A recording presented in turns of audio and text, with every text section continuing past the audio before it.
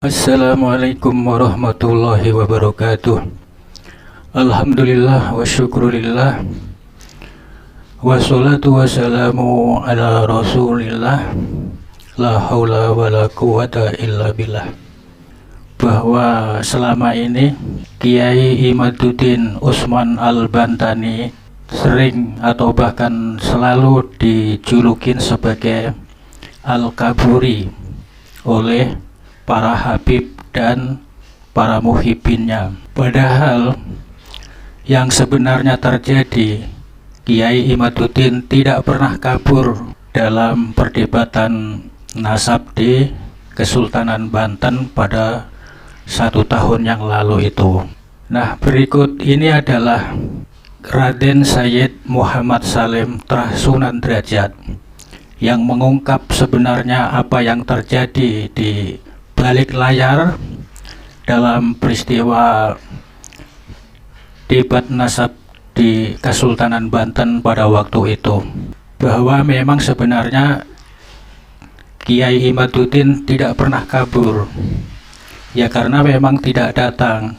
Disebabkan tidak datangnya Kiai Imad adalah karena pihak Robitoh Alawiyah atau RA tidak datang dalam perdebatan tersebut, sehingga Kiai Imad juga tidak datang. Kemudian Kiai Imad mewakilkan beberapa wakilnya, tetapi kemudian setelah dikonfirmasi ternyata Robitoh Alawiyah juga tidak menghadirkan wakilnya. Jadi yang sebenarnya terjadi di perdebatan Banten tersebut adalah debat antara personil, antar persona, ya, bukan wakil atau yang mewakili Robitoh Alawiyah dengan yang mewakili Kiai Imaduddin. Nah, begitu yang sebenarnya terjadi. Jadi tidak tepat kalau kemudian disebut Kiai Imaduddin sebagai Al-Kaburi.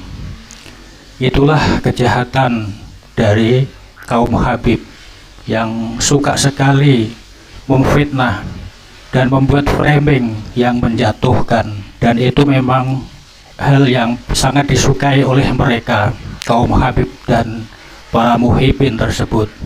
Na'udzubillah min dzalik.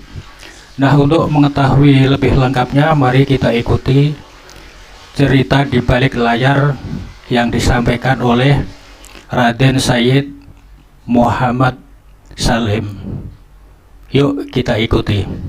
Sayyid Syarif, cucu Nabi, berdakwah dengan cinta suci, bukan Habib dari Yaman. Assalamualaikum warahmatullahi wabarakatuh. Untuk saudara-saudaraku yang telah mengetahui siapa diri saya dan mengetahui posisi saya ketika ada di perdebatan Banten itu, sekarang saya ingin menjelaskan kepada Anda semua. Tetapi ingat, tidak boleh ada dusta di antara kita semua. Berbicara dengan jujur, ya, sesuai dengan apa yang kita ketahui. Jangan menambah-nambahkan atau jangan membuat suatu framing yang menimbulkan fitnah berkepanjangan, sehingga golongan ahli fitnah ini akan mendapatkan suatu ancaman, kegelisahan, hidup yang tidak tenang, ya, di dunia hingga ke akhirat kelak. Karena fitnah ini adalah suatu perbuatan yang sangat dimurkai oleh Allah dan baginda Rasulullah SAW. Ketahuilah wahai saudaraku, di saat tibanya acara akan dimulai di perdebatan Banten sekitar jam 9 lebih pada waktu itu, kami dipanggil untuk bisa memasuki ruangan kajian ilmiah di Kesultanan Banten, di kediaman, kalau tidak salah, Tubagus Faudul Azim, ya. Ketika acara sudah mau dimulai, ini sebenarnya tidak seimbang, ya, karena di dalam tempat itu, aula itu, bahkan di luar aula itu semua rata-rata anggota muhibinnya para habaib. Nah, jadi mungkin kami di sana hanya beberapa orang lah lah perwakilan resmi pada waktu itu hanya 3 orang yang datang, walaupun semuanya 5 tapi yang datang 3 orang karena yang 2 orang ini berhalangan. Selainnya adalah saudara-saudara saya, ada dari Kiai Ilzam, Kiai Zabidi, ya, Syarif Yahya, itu insya Allah, dan yang lainnya ikut hadir di sana. Tetapi patut diketahui pada saat ya acara kajian ilmiah itu akan dimulai, sebelum dimulai saya bertanya dulu pada waktu itu kepada Tubagus Ibrahim, ya. Saya mempertanyakan bahwa pada malamnya saya mendapat kabar ada screenshot dari Ki Haji Ali Badri yang dikirimkan kepada teman-teman kita dan dikirimkan kepada saya bahwa beliau membuat screenshot memberikan informasi bahwa Robitoh Alawiyah tidak hadir, ya, dan bahkan tidak mengutus suatu perwakilan resmi dari Robitoh Alawiyah. Tetapi pada saat itu saya bukanlah orang yang gampang menerima suatu informasi tanpa bertabayun, dan informasi itu saya acuhkan karena bagi saya nanti akan saya pertanyakan ketika nanti acara akan dimulai. Ya, ketika saya bertanya kepada Tubagus Ibrahim bahwa apakah benar ini Tubagus Ibrahim, Robitoh Alawiyah kan tidak datang, tetapi ini ada informasi apakah benar bahwa Robitoh Alawiyah ini tidak mewakilkan satu orang pun di antara mereka semua sebagai wakil resmi dari Robitoh Alawiyah. Nah, itu saya pertanyakan. Nah, ketika saya pertanyakan itu semua bingung dan semua ribut, ya, saling berbicara sendiri-sendiri, dan akhirnya mereka mengatakan ya dengan keterpaksaannya bahwa mereka bukanlah wakil resmi dari Robitoh Alawiyah itu, ya. Nah, terus saya mengatakan sama Bagus Ibrahim dan yang lainnya, ya, saya mengatakan ini saya mohon maaf, ya, saya ini diutus resmi, ya, oleh Kiai Haji Imaduddin sebagai perwakilan beliau untuk mewakili kajian ilmiah perdebatan nasabnya para habaib menghadapi perwakilan resmi dari Robitoh Alawiyah. Itu prosedur yang diberikan pada saya, ya. Tetapi ternyata di situ yang saya hadapi itu setelah kita ketahui mereka bukan perwakilan resmi dari Robitoh Alawiyah. Nah, makanya saya tidak mau. Akhirnya saya mengundurkan diri. Saya tidak mau. Karena apa? Karena saya ini adalah orang prosedural. Jadi undangan itu harus sesuai dengan apa yang telah tertera bagi saya untuk menghadapi perwakilan resmi dari Robitoh Alawiyah. Dan pada waktu itu saya sampai mengatakan pada mereka, jauh-jauh saya datang dari Jawa Tengah ke sini memenuhi undangan sebagai wakil resmi dari Ki Haji Imaduddin Usman Al-Bantani untuk menghadapi perwakilan resmi dari Robitoh Alawiyah. Ternyata ketika saya sampai di ruangan ini, yang saya hadapi bukan perwakilan resmi dari Robitoh Alawiyah. Ini sudah menjadi aturan dan saya merasa telah dibohongi, ya. Karena apa? Karena ternyata yang saya hadapi itu bukan perwakilan resmi dari Robitoh Alawiyah. Acara sebesar itu, acara semegah itu, ya, kenapa Robitoh Alawiyah tidak mewakilkan secara resmi kepada mereka semua?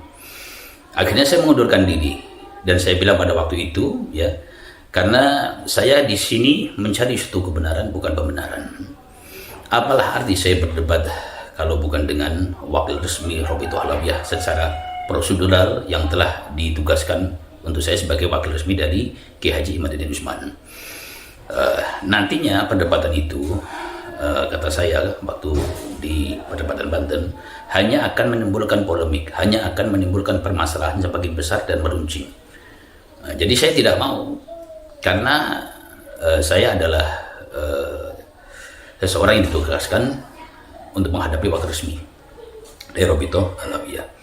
Akhirnya saya mengundurkan diri dan saya ditarik kembali. Saya tidak mau. Saya sesuai dengan apa tugas yang diberikan kepada saya untuk menghadapi wakil resmi, karena saya berpikir kalau saya berdebat jauh-jauh ke Banten, ya, dengan acara semegah itu, terus ternyata yang saya hadapi bukan wakil resmi dari Robitoh Alawiyah, yang saya hadapi personal, bagi saya sama saja saya debat dengan tetangga saya atau teman saya yang tidak ada artinya apapun yang hanya akan menimbulkan suatu permasalahan dan konflik yang akan semakin membesar.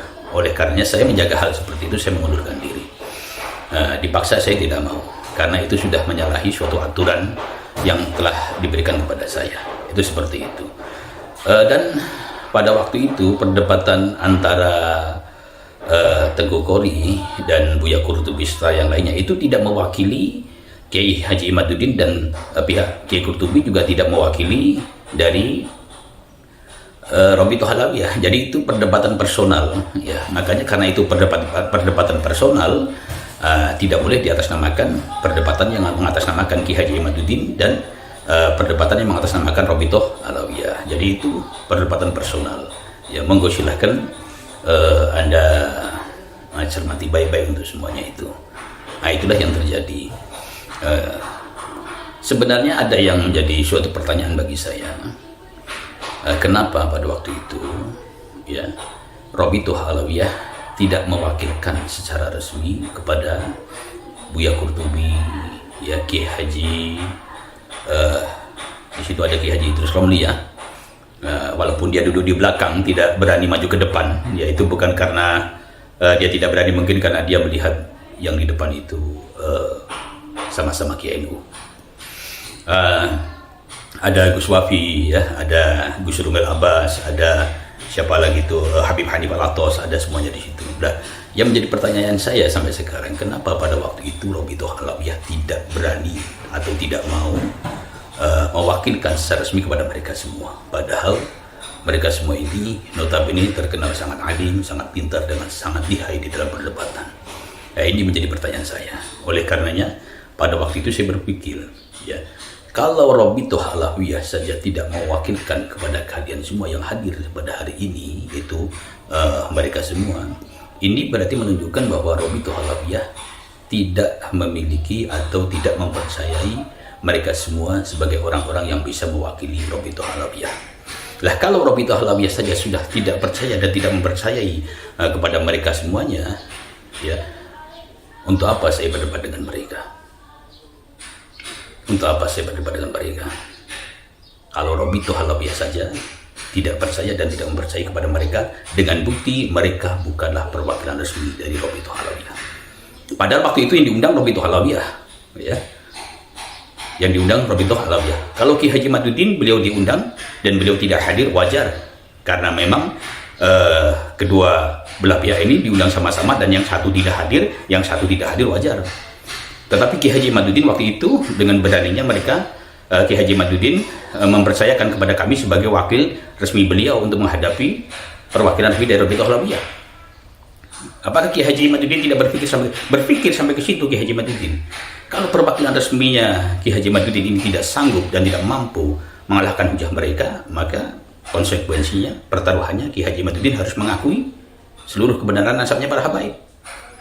Nah, itu Kiai Haji Imaduddin berpikir sampai ke situ. Tetapi beliau penuh dengan kepercayaan diri bahwa di sini bukan mencari suatu pembenaran, tetapi mencari suatu kebenaran yang memang dibenarkan oleh kaidah-kaidah keilmuan.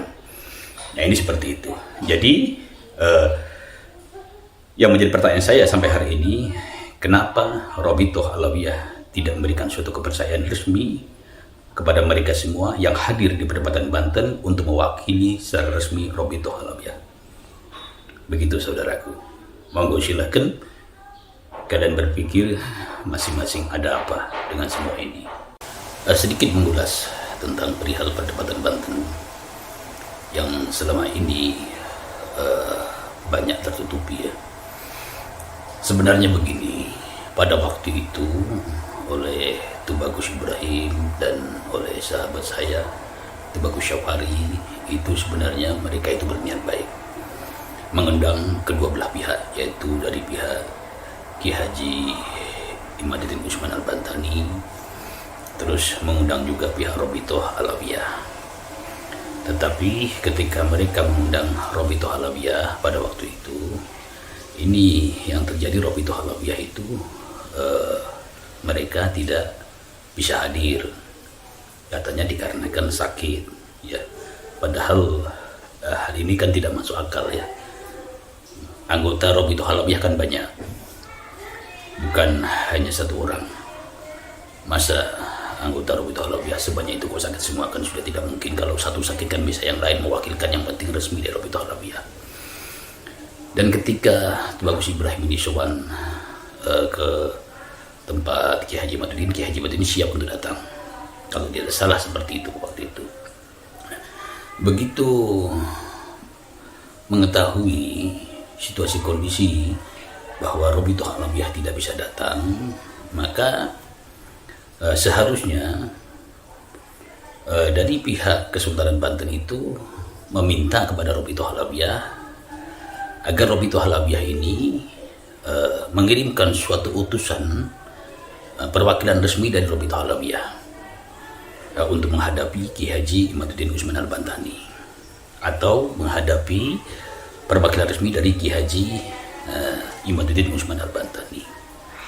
Namun ketika Kiai Haji Usman Al-Bantani ini mendengar bahwa Robitul Halawiyah tidak hadir, maka sudah sewajarnya beliau Kiai Haji Imaduddin Usman Al-Bantani pun tidak hadir. Begitu, apalagi dengan nasihat dan wejangan dari ulama sepuh yang beliau dapatkan. Inilah penyebabnya, saudara. Tetapi pada waktu itu Kiai Haji Imaduddin Usman Al-Bantani, walaupun dia tidak hadir, ya, beliau masih tetap konsisten, yaitu mencari suatu perwakilan yang beliau percaya untuk mewakili beliau menghadapi perwakilan resmi yang akan dikirim oleh Robitul Halawiyah. Jadi wakil sesama wakil, ya. Dan Kiai Haji Imaduddin Usman Al-Bantani juga siap ketika nanti perwakilan beliau ini tidak mampu menyanggah hujah-hujah dari perwakilan resmi dari Robitul Halawiyah, beliau siap menerima semua kekalahannya. Dalam arti kata, beliau sanggup untuk meminta maaf atas tesisnya yang memang terbukti tesisnya itu tidak benar karena ada sanggahan data-data yang kuat dari pihak Robitul Halawiyah di perwakilannya. Tetapi ternyata setelah ini berjalan dan kami datang ke Banten, ternyata Robitul Halawiyah tidak mewakilkan satu perwakilan pun untuk ikut hadir berhadapan dengan perwakilan resmi dari Kiai Haji Imaduddin Usman Al-Bantani. Dan justru yang hadir ini mereka ketika ditanya kebingungan dan akhirnya mengaku bahwa mereka adalah personal. Memang benar Kiai Haji Imaduddin Usman Al-Bantani ini dia pernah mengatakan debat 3 hari 3 malam siap dimanapun tempatnya. Tetapi perkataan beliau ini, ya, ini ditujukan kepada orang-orang yang memang mereka memiliki tali ikatan dengan Robitul Halawiyah. Begitu, ya. Nah, supaya apa? Supaya suatu kebenaran ini bisa terungkap. Nah, ini Kiai Haji Usman Al-Bantani seperti itu. Jadi yang diharapkan itu dengan Robitul Halawiyah. Jadi bukan kita tidak boleh seperti anak kecil. Nanti kalau begitu, kalau ada anak kecil mengajak debat Kiai Haji Usman Al-Bantani, terus Kiai Haji Usman Al-Bantani tidak mau, terus dikatakan Kiai Imaduddin penakut. Bukan seperti itu. Orang debat tidak seperti itu. Walaupun ibarat kata kita mengatakan siap debat 1 bulan ibaratnya, tapi kan kita harus melihat siapa yang mengajak debat kita dan dengan siapa kita berdebat. Kan seperti itu. Jadi kita berdebat dengan orang-orang yang memiliki kepentingan-kepentingan dan kemampuan-kemampuan untuk mengulas suatu tesis kajian ilmiahnya, bukan sembarang orang. Saya Syarif, cucu Nabi, berdakwah dengan cinta suci, bukan Habib dari Yaman.